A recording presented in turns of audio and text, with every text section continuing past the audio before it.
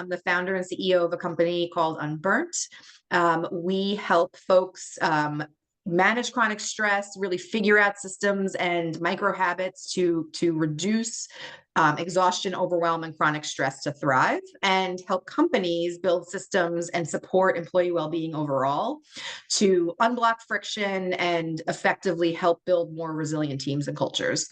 And so again, thrilled because parental leave is right at the intersection of helping folks feel less stressed at major life events and unfortunately during what can sometimes be really uncertain times. So I'm thrilled to welcome Beth Wanner here today, the CEO of Mother Cover. I'm not going to do a full introduction. I'm going to have her introduce herself, tell us a little bit about the company, and kind of dive in from there.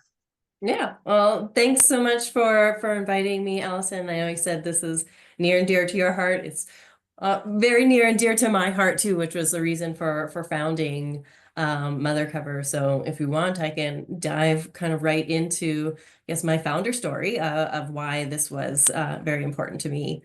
Yeah, let's go for it. So my career spans about 15 years in the tech industry, primarily. A lot of male-dominated fields. I've also been in logistics and in senior roles, director, VP, and above for marketing. So I've been fortunate to kind of be on that upward career trajectory, but in the back of my mind, it was always like, when do I start a family? My husband and I always kind of debating about when was the right time, and then a new opportunity would come along, and I loved my career, so I was always kind of putting it on pause of that will happen next, sort of thing. But in the tech industry, when things can change so quickly and a lot of things are happening, you worry about what starting a family will do to your career and having any meaningful time away. So that was always in the back of my mind. But then eventually we're like, okay, there's never going to be a great time. Let's just go for it. So we started trying to expand our family, and it wasn't working for us. So battled with infertility, eventually went through IVF, but all along while I'm juggling this high demand, high stress career, I'm keeping that all private because I just felt, even though like I've worked for really supportive companies and some not as supportive, I just didn't feel like that risk was worth sharing, that there would be a lot of biases or perceptions or just assumptions made about where my career could go if I was sharing that. One, I'm trying to expand my family, but also I have something really heavy going on in my personal life. So I really tried to overcompensate by making sure that I was hyper productive at work. I was crushing goals. I didn't want anybody to sense that there was something else going on, but then that was incredibly draining. So when you think about unBurnt and the work that you do, I was very, very burnt out. But thankfully, one of my IVF transfers ended up being successful, and I was finally pregnant. But then the way the world works, exactly 2 days later, after finding out that I was finally pregnant, I was laid off. So there was a lot of layoffs going on in the tech world. There still are. But yeah, I just thought, what is life that I finally get pregnant and now I'm out of a job? But c'est la vie, that's what happened. And because I, again, was fearful of what any meaningful time away from my career how that would impact my future, I knew that I needed to get another job. Right at the beginning of my pregnancy, it's not like I can just take that amount of time away, the 9 months plus the months that you want to take caring for your child. So I went immediately on the job hunt. And I ended up landing another position as a VP of marketing at a tech company. Once I signed the offer, I shared that I was pregnant, and it was not well received. Unfortunately, at that point, they were stuck. I was stuck. I couldn't look for a new job at that point. It takes a lot of time to go through an executive order. It takes months, and you already felt like you're on a ticking time clock, essentially. So we both moved forward with me starting at that company, but eventually into it at 8 months pregnant, I was fired. And that was a moment that will stay with me for the rest of my life. And I really felt like I needed to share this story. So I posted about it on LinkedIn, and I thought it was maybe starting to get traction because it was such a extreme story. But it wasn't. And that was the eye-opening part, is that I heard from hundreds of women that either experienced something similar or experienced layoffs, either while they were pregnant, while they're on maternity leave, or shortly after returning from maternity leave. So as I now had my newborn daughter, I was up late at night because I had a new daughter, but also just thinking about this of like, why is this happening to so many women? And why did I believe that it wasn't still happening? So even though I was cautious about my career the whole time and not wanting to share about my family plans, I truly thought I was being overprotective. I thought I was protecting myself maybe through from experience unconscious bias. Um, I had been on the other side of the table as an executive, so I had experienced when somebody tells you you're pregnant, you usually say, congratulations, but then the door is shut and everybody goes, oh shit, what are we going to do? How are we going to manage this? How are we going to cover this? So I knew that side, and I expected that. I didn't expect anybody to say, congratulations, this is awesome. But I didn't expect what I got. And then I didn't expect the stories that I heard from others. And like I said, just kept me up at night of, why is this still happening? Why don't we talk more about it? Why don't we know about it? Um, and what can we do to solve both sides? So knowing that a solution that just supports parents probably isn't going to get very far. So how do we solve the problems for, and I say problems, but it is challenging for companies to be able to support leaves. There's a reason why they have you in that role. There's important work that you're doing, important goals and things to hit. Not that that should come at the expense of supporting a human being. But how do we solve both those things? So being able to support that valuable team member, having an important moment in their life, while still keeping the company's goals on track. So at the same time that this is happening, because of a lot of layoffs and even just kind of what women have been experiencing in the workforce, there's been a really sharp rise in people who are interested in contract or fractional work, and kind of taking a little bit more control of how they work and who they work with and what times that they work. So it was at the same time thinking of this new kind of group of fractional and contract folks, and how can I marry them with companies who have leaves to fill, and how do we do that so that companies don't have to be fearful, whether intentionally or not, when an employee tells them that they are pregnant and will be taking some time away. So that is my long story that eventually got me to starting Mother Cover and creating an agency with a network of really talented individuals who are at the point in their career where they want to do fractional and contract work, and being able to marry that, like I said, with companies that have vacancies. So being able to provide the support for a parent going on leave, so they know that their work baby is well taken care of. They don't have to feel threatened by who is coming in, because we're there to support them and the work that they're doing, and then hand it back to them when they are ready to return. And the company has that continuity and that extra support for how to navigate these types of important transitions. So that's where Yeah. we're at. Wow. I mean, such a powerful story, company mission, purpose, kind of born out of something that was really traumatic and devastating. And I'm so sorry you went through that. And I can completely relate to and this isn't unique. There's so many other women who have faced a similar challenge, adjacently, with burnout. I Mhm. thought that it felt very lonely when I was going through it. And I felt like my experience was really unique and I was holding on so tight. It was a personal failure. I felt like, why couldn't I figure out how to make this work? And as Mhm. soon as I started processing and recovering and sharing my story, sadly, I realized just how common and not unique, my experience really was. So, we've got a lot of work to do from a society standpoint to support women, support working mothers. And so we'll dig into that more, but I just applaud what you're building and how you took this really difficult transition. It's pretty awful and turned it into something that's really very impactful and is going to help a lot of people.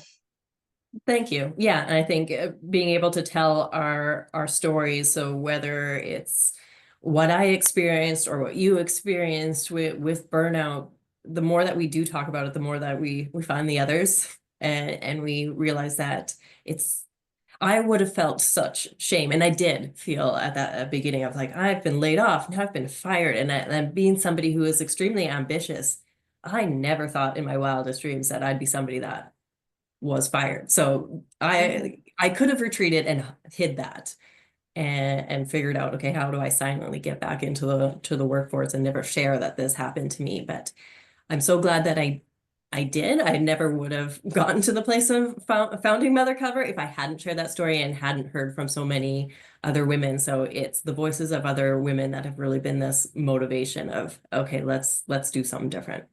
Yeah, wonderful. And I have, just so many questions and threads to pick up on, based on your origin story, based on founding Mother Cover, so much to dig into. Um, I'd love to just kick it off, Chelsea. I know that you're taking some time here to listen in. Just wondering if you have any questions before I dive into some of mine. I do have one, Beth, on your experience with the VP of marketing position. Um, Once you told them, obviously, it was like a very negative reaction. Like if you had the chance to like go back, would you have told them sooner? I guess where I'm getting at is like if they reacted negatively before things were signed, would you have like moved moved on and looked for something else?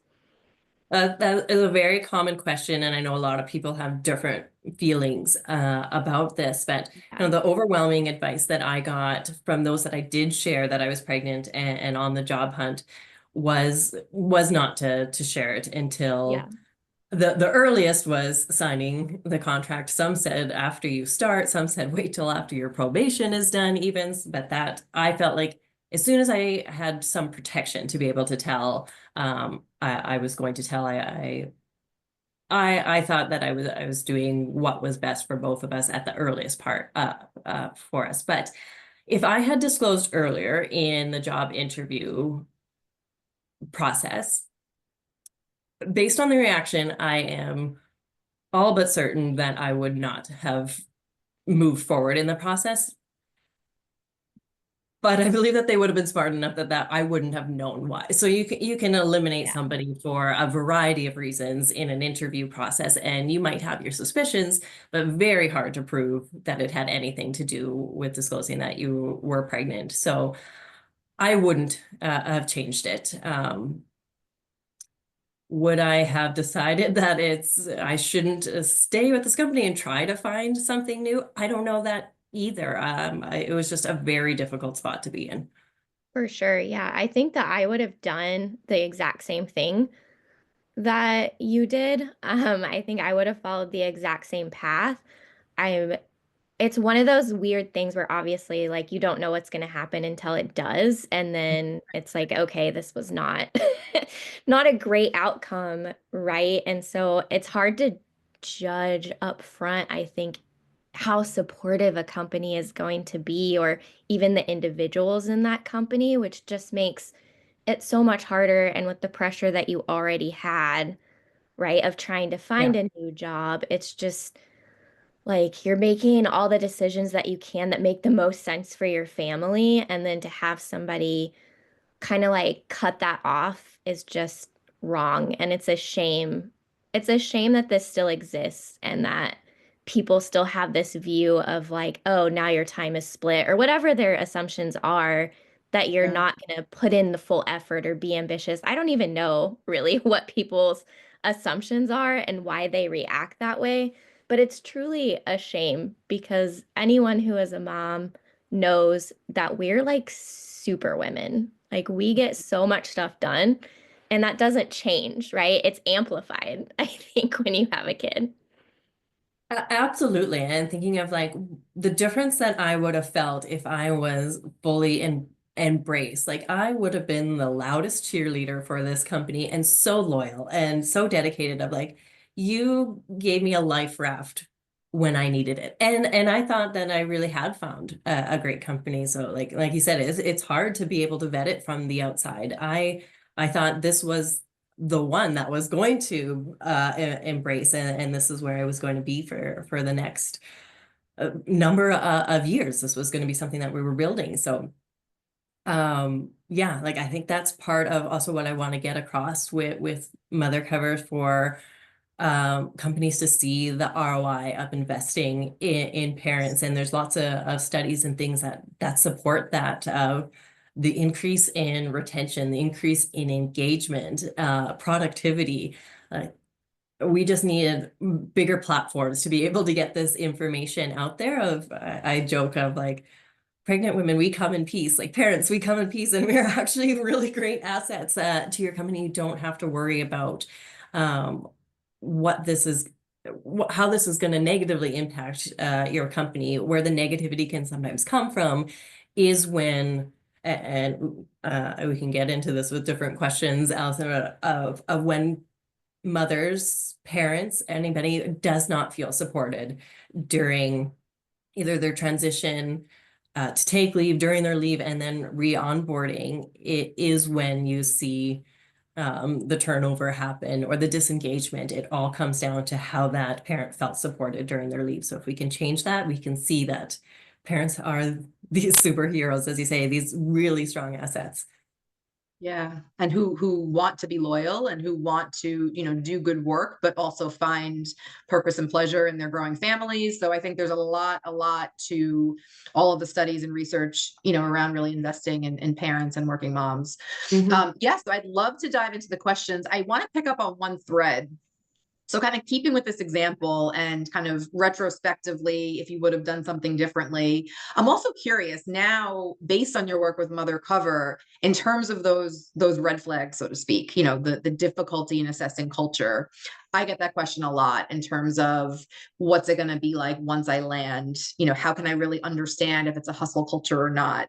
In terms of support for parents, do you, now that you're in this work with Mother Cover, have advice for people that are potentially in a similar spot that you were in, looking for a new role, thinking about expanding their family, or currently, maybe you're pregnant and you want to still be able to find that great new job?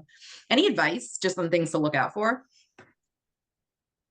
It is still so sorry hard until you're in it to truly experience it. But just like you're being interviewed, see who you can speak to. That's not necessarily part of the interview panel or process, but talk to other people that are going to be on the team. Talk about scenarios of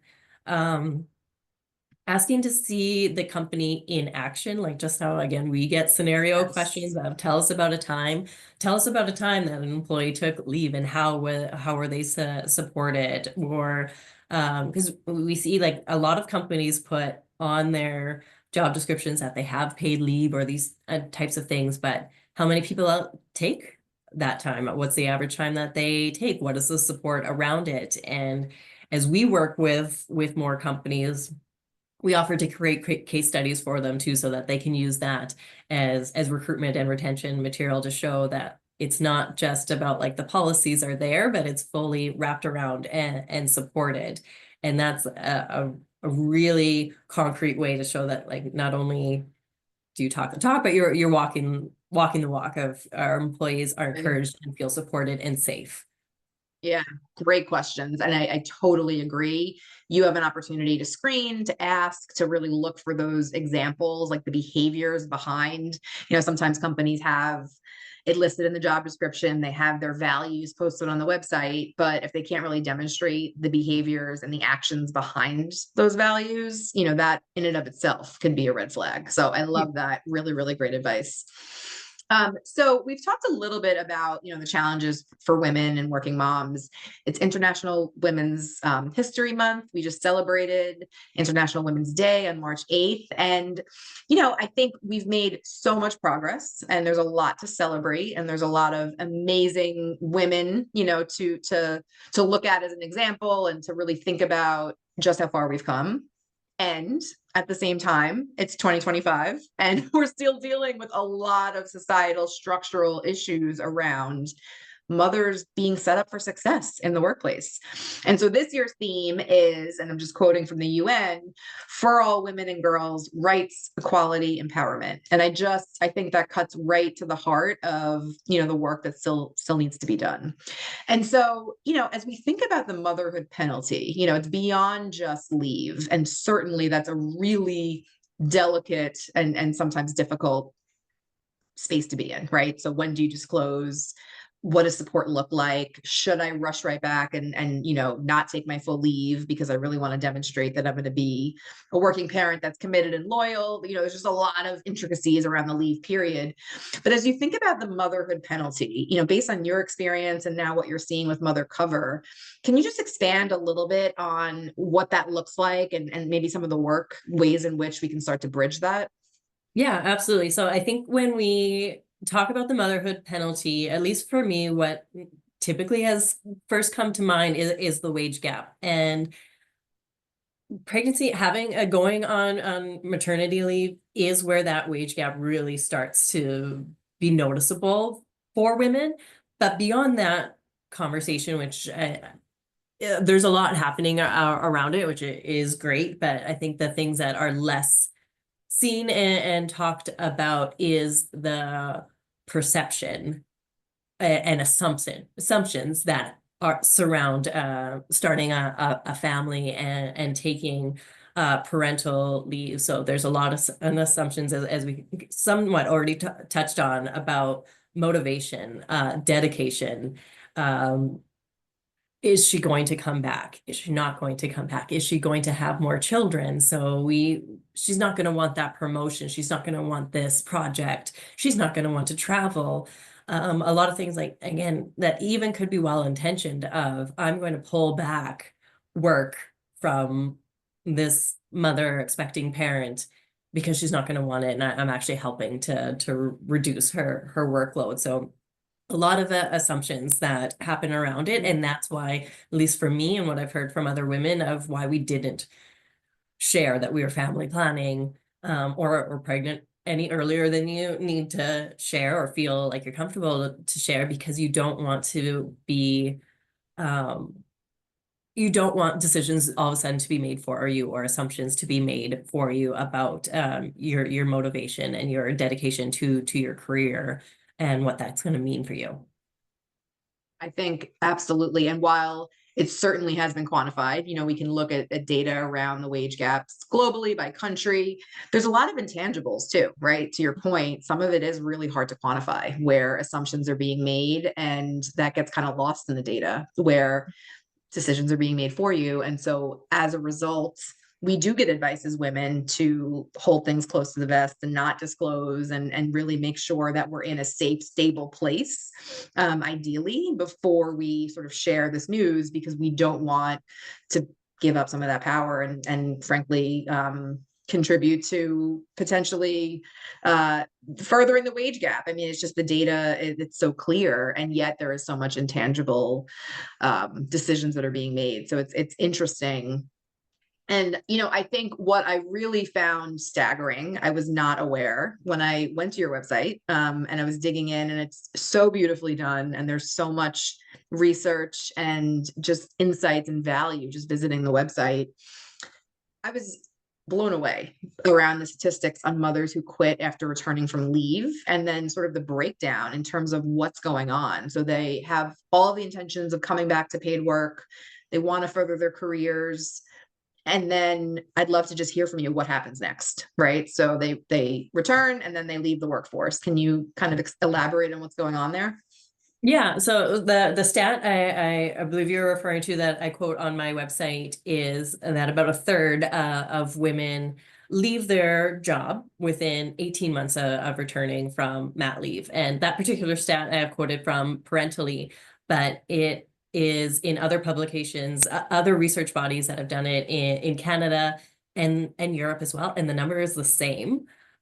So it shows that even though there are very different policies around parental leave, depending on the country that you're from, there's some sort of universal thread that is leading to women feeling like they need to go somewhere else after they've become a mother. And one of the things that I think is really important to highlight and clarify is that people assume that's women leaving the workforce because they left the last company that they were at.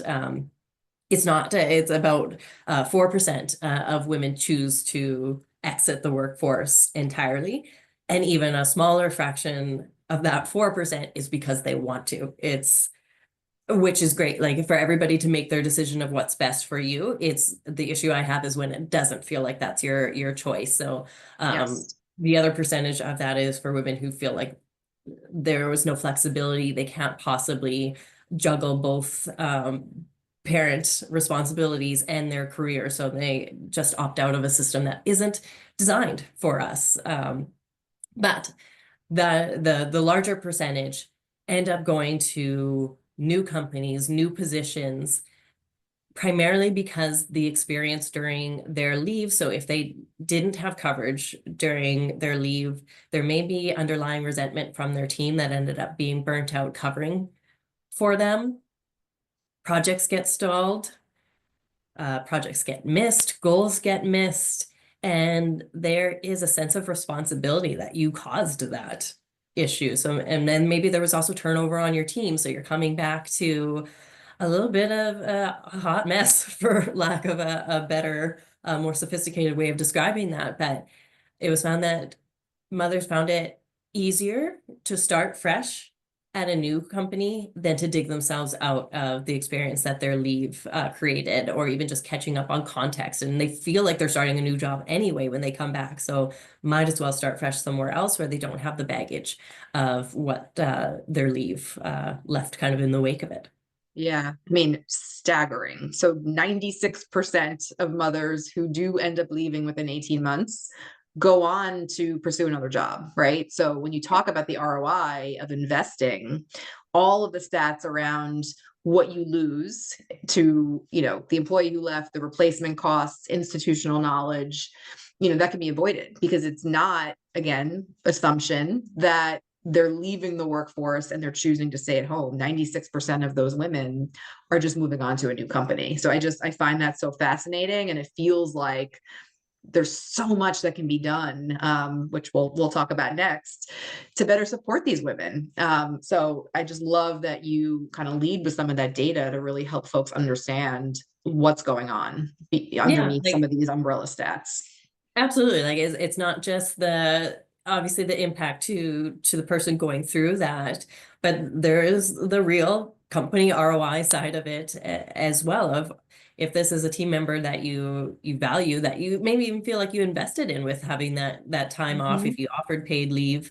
So going that extra step now and thinking about their experience and how to feel supported to make sure that you're retaining them. The cost of turnover, they say, can be up to 200% of that person's salary. And then when you factor in that it's not just that person turning over, it's not just that individual going on leave, but think of the ripple effects of the impact to the team.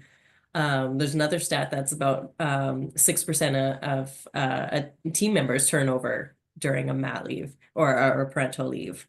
So if you're a large company, or even extrapolate that over years, like that's a huge hit to a company. Absolutely. And real tangible costs when you Yeah. actually do, look at that, and to your point, extrapolate it over time. Mm. So I just find it so fascinating.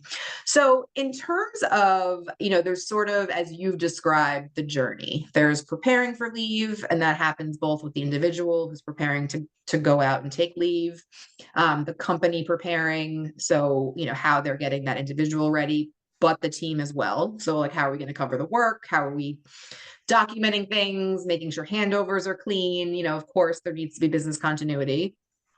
There's then the during leave period, and then there's after. And there's a lot of work, based on what we just talked about in terms of supporting parents, both mothers and fathers, coming back to work after experiencing the birth of a child, potentially if there are other leave reasons, but you're coming back and you do now have more responsibilities. I'd love to talk a little bit about the journey, sort of the before, during, and after. And so as we think about leading up to a leave, so, we know ideally there's some time, right? We have the benefit of knowing that there's a date, someone's going to take parental leave, and so we can prepare. Can you talk a little bit about some strategies, things to think about, ways to implement some of those handover best practices to best set everyone up for success? Sure. And this is how Mother Cover is entirely designed. So it's not just the same as anybody who may be interested in taking on contract work, just stepping into a role. We've really designed kind of our experience intentionally around thinking about the transition, the time away, and then on the re-onboarding side. But in terms of best practices for that transition, it's not waiting until 2 weeks before you're going to take leave. This is where investment also in training and coaching for managers is really important, because what I find is that once somebody shares that they're pregnant, sometimes it can kind of become the elephant in the room, because we're all so nervous about saying the wrong thing that we end up saying nothing and like not bringing it up and kind of pushing it down, like other than congratulations and hoping that they're doing well. But in terms of how it impacts work and what the plan for work is going to be, what they want, sometimes those conversations just don't happen. And then a lot can be assumed when you're not talking about it. So if you need help getting kind of coaching on how to talk to your employee, your team member going on leave, there's lots of different organizations and resources to help with that. So I can definitely make recommendations for people, but overall, I would just encourage you not to feel like you can't talk to your employee ahead of time, and be really proactive on what that plan looks like. It's on their mind. So it's going to feel helpful that they don't feel like it's all on them to figure it out, make a plan, and then hand it off at again 2 weeks before they're going to go on leave. Because also babies are unpredictable. You don't know exactly that they're going to come on that due date, if they're going to come early or later. So having that plan in place just reduces a lot of stress. So the earlier you can start planning, the better. I've experienced on both sides where sometimes parents have even reached out to us before they have told their companies, which I'll say a plug to, like, if you need us to talk at 7:30, 8 o'clock when you're at home and not at work, we can do that and accommodate that. But yeah, bringing us in as early as you feel comfortable, we can help with that transition planning.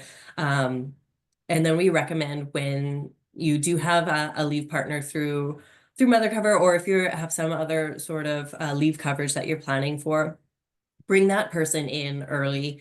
Again, we say a minimum of 2 weeks that person should overlap with you, but ideally a month or even 6 weeks is ideal. Again, that just helps take the pressure off. There's lots of communication that can happen about a really smooth transition. We can help with templates. You may have one already that you're comfortable with your project planning, but we can kind of bring our experience of, did you think about this? Let's add in this.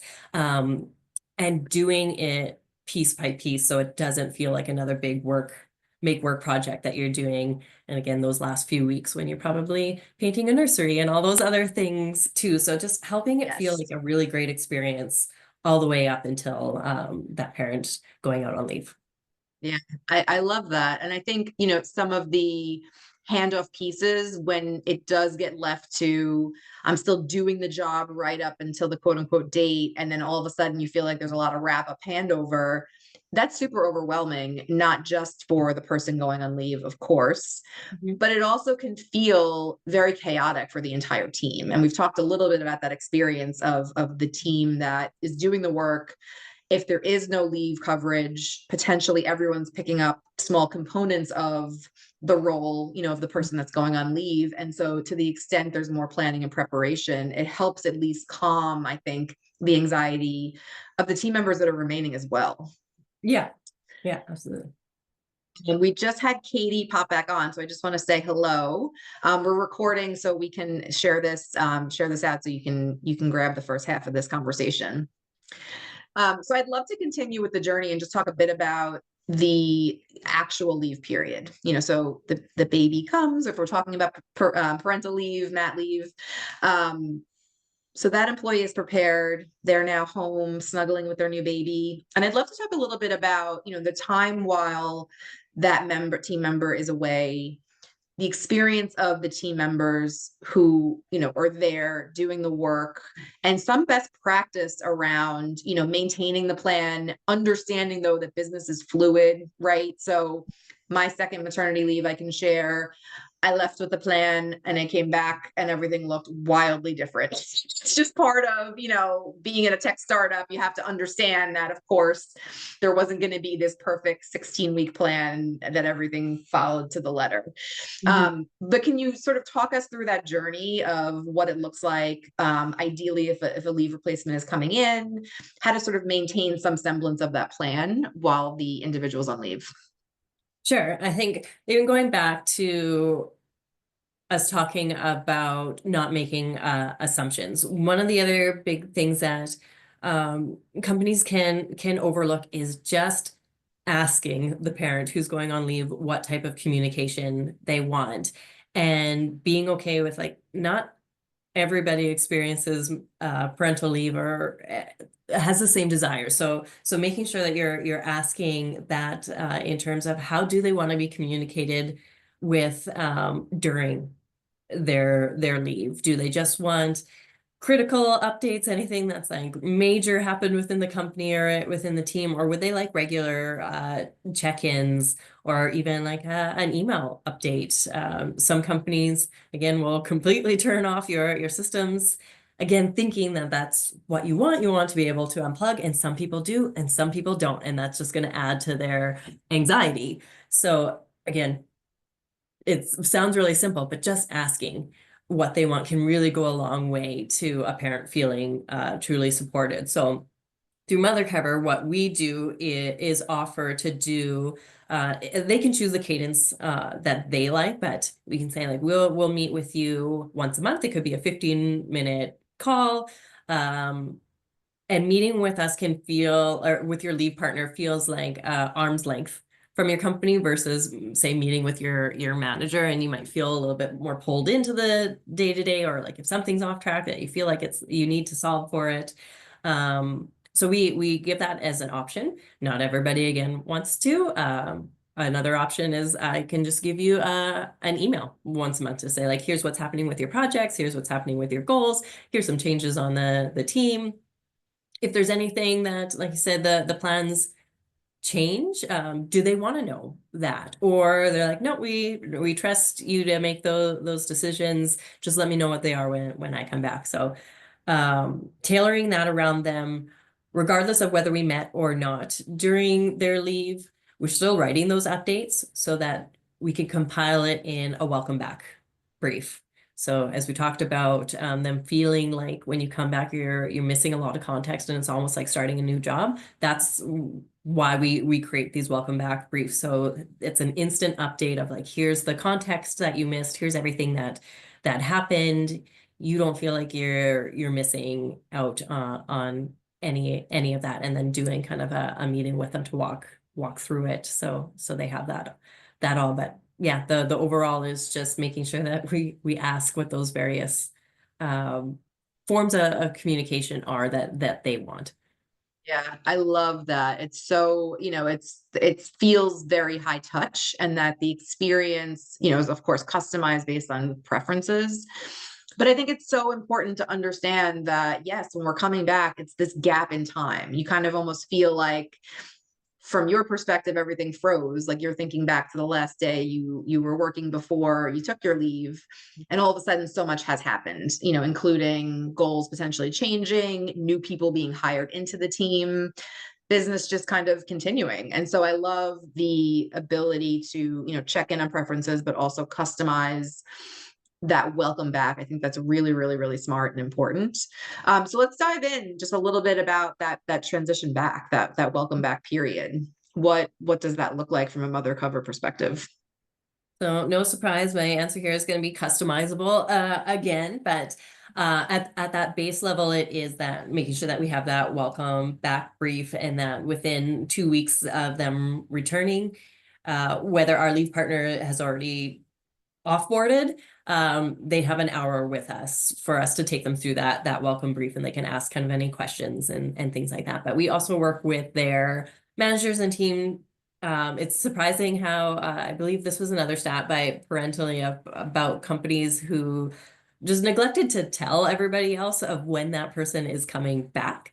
So they were kind of surprised of like, oh, so-and-so is back today. And they just kind of felt a little bit like anticlimactic of, you just experienced this big thing and now you're back at work and you're kind of forgotten about. So that's another thing. If I move backwards to the leave experience, is I often position it as, yes, we're contracted to the company is the one hiring us, but we look at the parent as our client, and we make sure that it's their voice that's still heard while they're on leave. So we're emphasizing that this is their strategy, this is their plan, these are their ideas. So that's not lost in the time that they're away. But now, spring forward to them re-onboarding, we really encourage companies to look at flexibility if they're able to incorporate that. So at a minimum, have someone come back midweek instead of on a Monday, so they don't have to come back to a full week already. There's a lot of things that are probably going on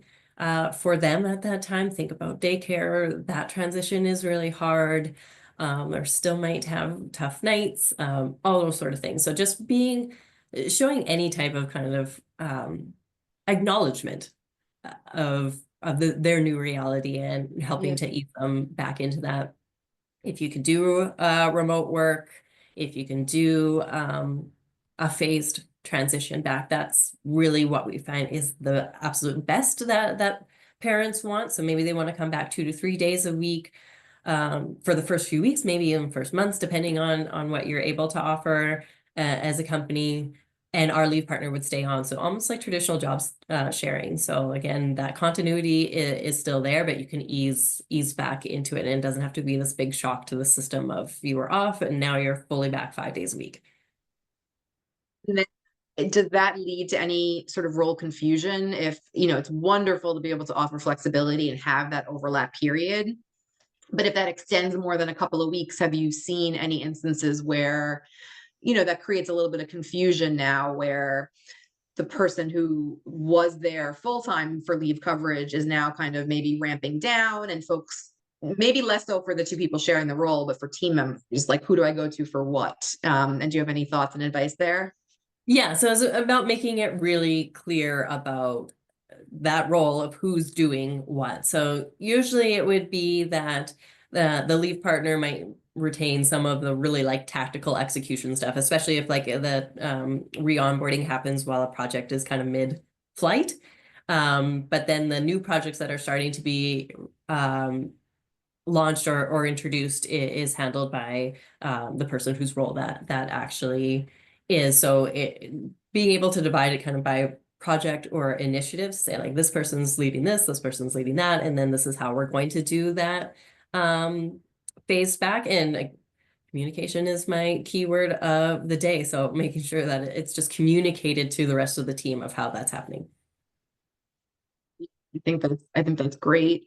And I think that transcends even more than, a leave coverage. It's sort of best practice in terms of, building a really strong culture where communication's at the forefront, roles are clearly defined. And so it's picking up on a lot of things that should hopefully be happening anyway, but Yeah. there's kind of an amplification during this very tender time, to help support both the parent, but the full team as well.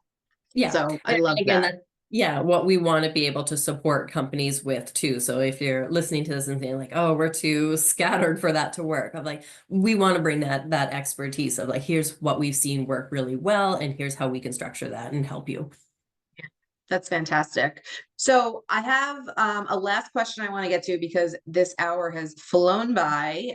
Before I get to my final question, just for anyone listening in, if they are interested to want to either take advantage of services on the company side, so contract mother cover, or if there's anyone listening that's potentially interested in a fractional role and learning more about what that could look like, what's the best way to get in touch with Mother Cover? Yeah, go to our website, which is mothercoveragency.com, and our contact us form. You can choose whether it's leave coverage that you're looking for, or if you want to be a leave partner, that would be the option to explore being added to our roster of leave partners and potentially fill a leave. I love that. Sorry, one more follow-up. Is there sort of an interview screening process that Mother Cover goes through to add to the roster, so to speak? Yeah, I meet with every individual leave partner. Actually, Chelsea on this call, we've met and yeah, I really screen for one, the skills that they have, but also that they are aligned to the mission of Mother Cover. So again, it's not just that you can come in and fill a role. You need to feel the weight of the responsibility of you're taking care of somebody else's job, and need to have that passion and drive behind it. So that's the two things that we look for when we meet potential lead partners is you've got the skills that can fit into various opportunities, and you have the ability to be able to come into companies and navigate that as kind of as an outsider and be able to ramp up quickly, but also that you feel connected to this mission.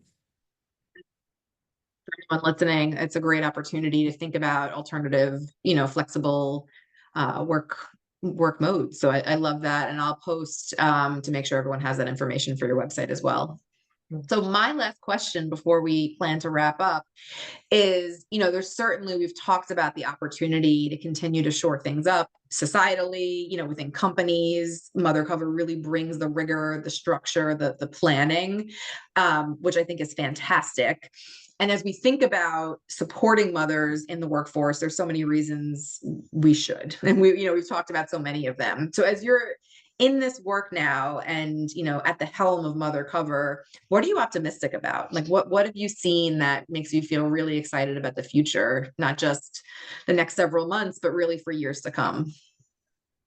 The thing that makes me feel most optimistic is just the people that feel like they want to be a part of what we're trying to build with Mother Cover. So feeling that groundswelling of support, of whether it's people who want to be leave partners, companies that want to offer this type of support. Like, it can feel a little dark in our world some days, particularly around the reality is for women and what's happening around DEI and all of that. But when you actually get to talk to other human beings, you're like, there's way more of us that are united about creating different experiences and rethinking work structures and being open-minded to that there are different ways to get things done and to support, again, both sides of parental leave is just one of the times when we may need to take a step back from our career without wanting to